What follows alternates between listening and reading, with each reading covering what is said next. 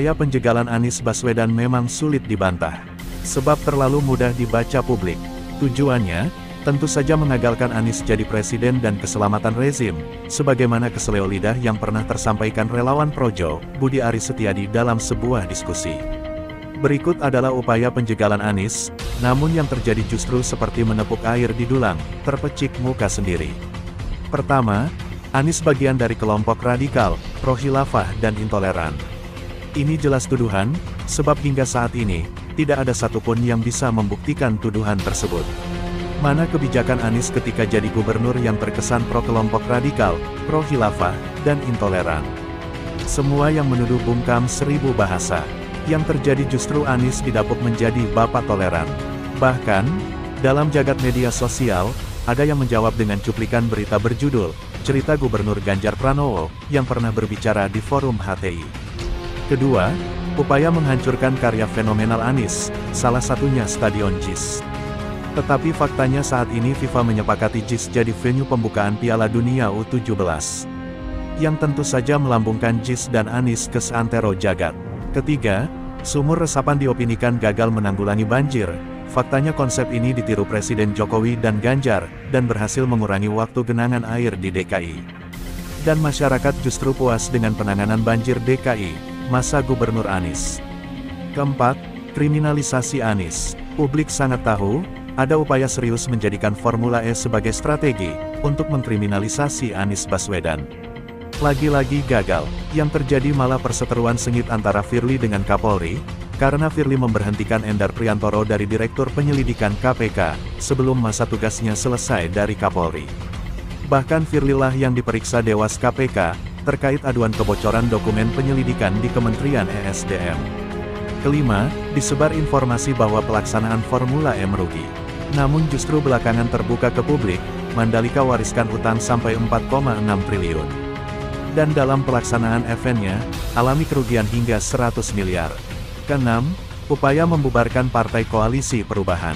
Upaya Muldoko merebut Partai Demokrat, pendapat publik tidak bisa lepas dari upaya mengeluarkan Partai Demokrat dari Koalisi Perubahan. Namun upaya ini gagal, karena Mahkamah Agung menolak PK Muldoko. Ketujuh, terbongkarnya korupsi BTS, dimanfaatkan untuk menyerang Anies. Mereka menyerang melalui Partai Nasdem, yang seolah-olah Anies didukung partai yang korup.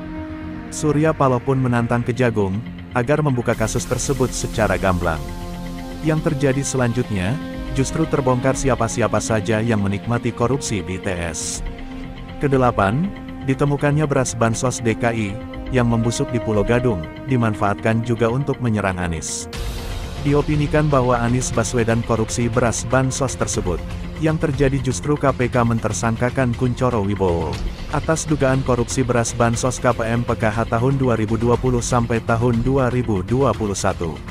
Kunchoro ini, pernah diangkat jadi Direktur Transjakarta oleh penjabat Gubernur DKI, Heru Budi Hartono, pada Januari tahun 2023. Kemudian diberhentikan, karena dicekal KPK, sebelum akhirnya ditetapkan tersangka. Kesembilan, ganggu kampanye Anies.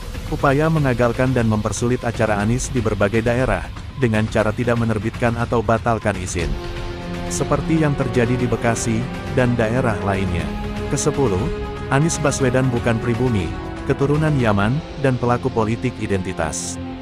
Kelompok yang mengopinikan ini, mengaku dirinya paling NKRI, anti-rasis, dan anti-politik identitas.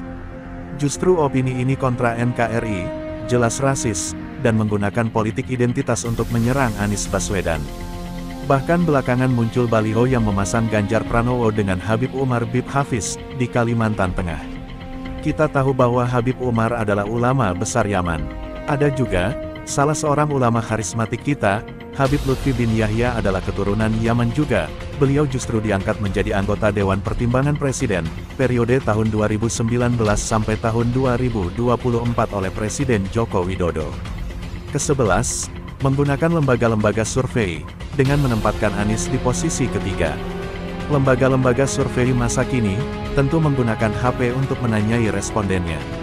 Sama halnya dengan polling yang menggunakan HP, dalam mengklik pilihannya. Hasil polling tersebut, lebih dari 80% polling di platform media sosial, memenangkan Anies dengan suara antara 50-75%. Apakah penjegalan Anies Baswedan ini sampai di situ? Tentu tidak. Akan ada penjegalan-penjegalan lainnya, terutama penyebarluasan berbagai fitnah ke Anies Baswedan, yang sudah barang tentu tidak bisa dibuktikan. Kami yakin, kebenaran akan selalu mencari jalan untuk mengungkapkan dirinya. Teringat ungkapan Anies Baswedan dalam sambutannya, ketika peluncuran buku tetralogi Transformasi AHY, beliau mengatakan, Allah bekerjanya misterius. Ya Tuhan yang Maha Perkasa, yang Maha Kuat, dalam perjalanan ke depan, lindungi kami dari kedengkian, dari kezaliman. Jangan Engkau jadikan kami sasaran fitnah. Sibukkanlah orang zalim dengan yang zalim lainnya.